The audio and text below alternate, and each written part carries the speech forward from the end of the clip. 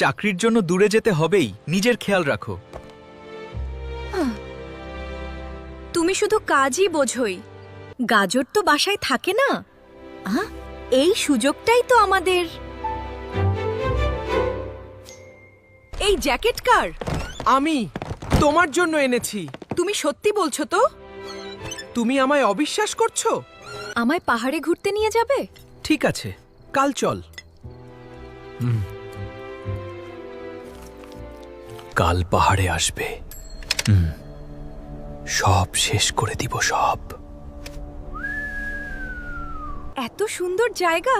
হ্যাঁ, খুব সুন্দর শেষ দিন। তুমি আমার সাথে এটা করলে? তুমি কখনো বুঝতেই পারোনি, এখন সব শেষ। ভালোবাসা যখন বিশ্বাস হারায়, তখন সবচেয়ে কাছের মানুষই সবচেয়ে ভয়ঙ্কর হয়ে ওঠে।